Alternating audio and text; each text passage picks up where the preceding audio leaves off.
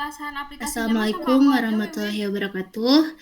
Perkenalkan, kami dari kelas B akan mempresentasikan proyek akhir mata kuliah keamanan informasi.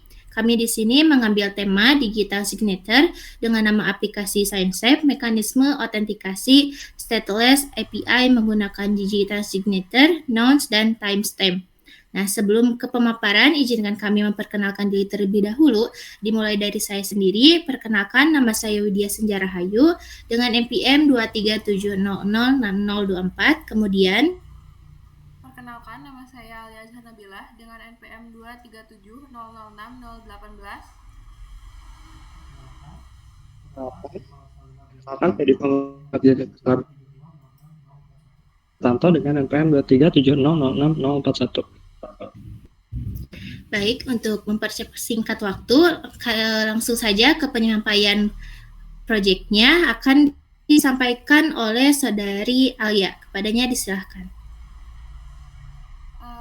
Izinkan saya memperkenalkan definisi dari aplikasi yang kami buat, yaitu SignSafe.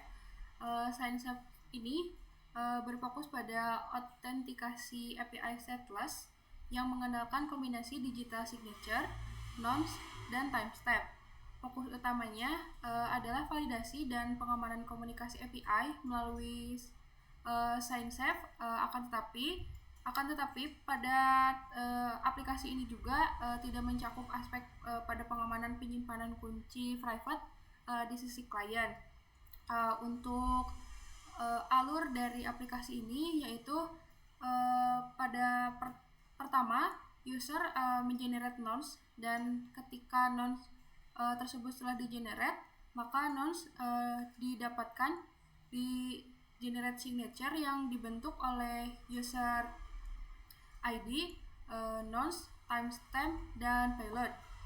Setelah itu mendapatkan signature, dan klien akan mengirimkan request ke server, dan server akan memberikan hasil dengan respon 401 jika gagal dan 200 jika berhasil.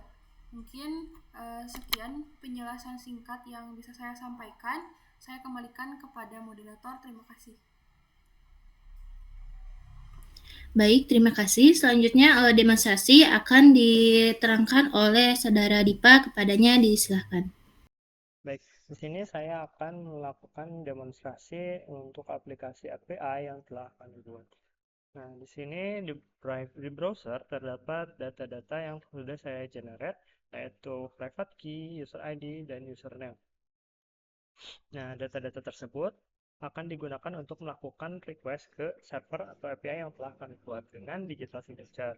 Di sini kita akan melakukan simulasi top up melalui aplikasi front-end yang juga kami buat. Ini merupakan sebuah simulasi e-wallet yang terdapat fitur top up di dalamnya. Nah, misalkan kita masukkan 200. Nah, di sini browser atau klien akan melakukan generate nonce dan timestamp. Setelah itu, nonce, timestamp, user ID, dan payload yang akan dikirimkan digabungkan lalu di hash, nah, dan ditandatangani dengan private key yang ada. Kita teruskan terlebih dahulu request ini ke Postman.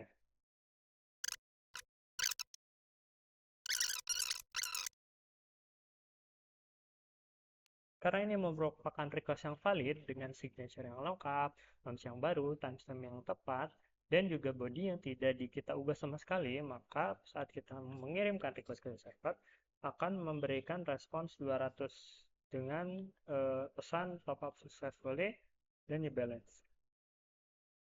Apabila request ini kita kirim kembali, maka akan secara otomatis ditolak karena server pada saat kita melakukan request yang berhasil akan melakukan save ataupun penyimpanan terhadap nonce yang kita kirim sebelumnya, disimpan di ready server.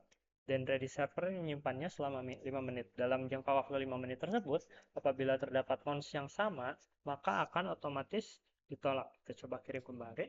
Nah, akan memberikan respons reply attack detected nonce used dengan status code 400 unauthorized. Hal tersebut diimplementasikan untuk mencegah serangan reply attack. Begitu. Untuk selanjutnya, kita akan melakukan simulasi di mana request itu dimodifikasi payloadnya itu di tengah jalan. Kita coba untuk melakukan request dengan amount sebanyak 20.000. Kita submit. Terdapat data timestamp, nonce, digital, signature. Kita pindahkan terlebih dahulu datanya. Nah, untuk bodinya sendiri, karena tadi kita top up sebanyak 20.000, kita coba untuk melakukan modifikasi menjadi hanya 5.000.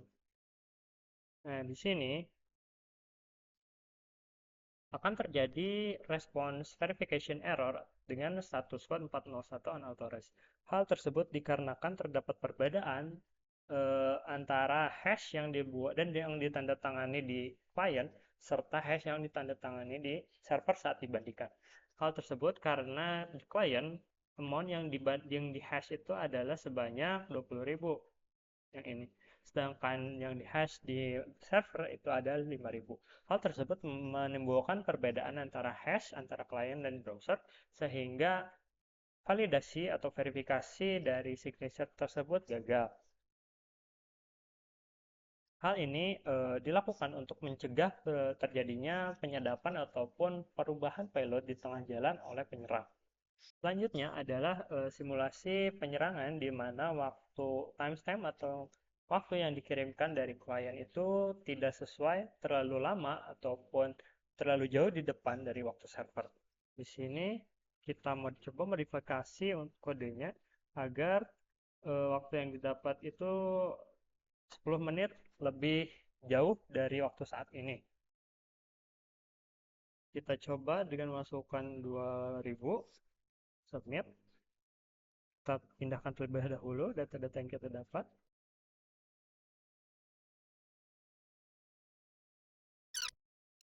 Pada request dengan timestamp yang lebih maju sebanyak 10 menit ini akan ditolak oleh server dengan respon timestamp expired or invalid dengan status 401. Hal tersebut juga akan terjadi apabila kita memundurkan waktunya itu sekitar 10 menit atau lebih dari 5 menit dari waktu yang sebenarnya. Hal ini digunakan untuk mencegah keterbatasan dari nonce yang dimana nonce itu hanya menyimpan 5 menit di server ataupun di Redis. Nah, apabila si nonce itu sudah lebih dari 5 menit akan hilang. Lalu divalidasi oleh timestamp apabila request itu dilakukan di waktu yang lama, jauh lama, lampau, ataupun di masa depan yang terlalu maju, itu akan terjadi penolakan oleh server karena alasan timestamp expire atau tidak valid. Yang terakhir, di sini kami membuat juga sebuah API yang berbasiskan autentikasi JWT. Nah, kenapa digital signature yang kami buat itu lebih baik daripada JWT? Karena di sini JWT itu tidak bisa menanggulangi atau tidak bisa mendeteksi apabila terjadi perubahan payload di tengah jalan. Misalnya kita menggunakan token yang ada saat ini, lalu kita membuat request, amount 100.000, kita send, di sini akan berhasil. Apabila kita send request lagi dengan request yang benar-benar mirip dengan request sebelumnya, itu tidak akan terjadi validasi.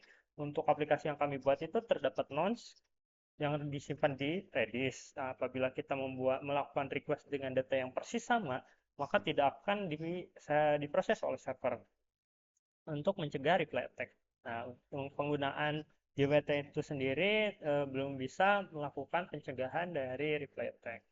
Nah, lalu apabila kita juga melakukan modifikasi pada payloadnya, itu tidak akan ada error sama sekali. Jadi tetap direspons oleh server dengan hasil yang 200 atau oke. Apa ancaman yang mungkin dilakukan oleh penyerang? Di sini penyerang bisa mengubah user ID menjadi user ID miliknya sendiri ataupun milik si penyerang. Jadi amount yang harusnya itu masuk ke dalam akun user malah masuk ke akun penyerang karena dimodifikasi payloadnya di tengah jalan. Tapi apabila kita menggunakan sistem autentikasi berbasis digital signature seperti SendSafe, perubahan payload ini tidak akan menjadi masalah karena apabila payloadnya itu dirubah di tengah jalan, maka request tersebut tidak akan diproses oleh server atau dia akan tolak. Lalu apabila request itu juga dibuat jauh dari waktu saat ini ataupun di depan dari masa sekarang, maka juga tidak akan diproses oleh server apabila menggunakan SendSafe begitu. Apabila menggunakan JWT saja itu tidak ada validasi lebih lanjut. Begitu mungkin penyampaian dari saya. Mohon maaf banyak kekurangan dalam penyampaiannya. Untuk lebih jelasnya Anda dapat melihat kode yang telah dibuat itu di GitHub dengan link di deskripsi. Ucapan terima kasih, saya kembalikan ke moderator. Baik, terima kasih kepada semua yang telah menyampaikan paparannya. Untuk presentasi dicukupkan sekian. Mohon maaf atas segala kekurangannya. Billahi taufiq wal hidayah. Wassalamualaikum warahmatullahi wabarakatuh.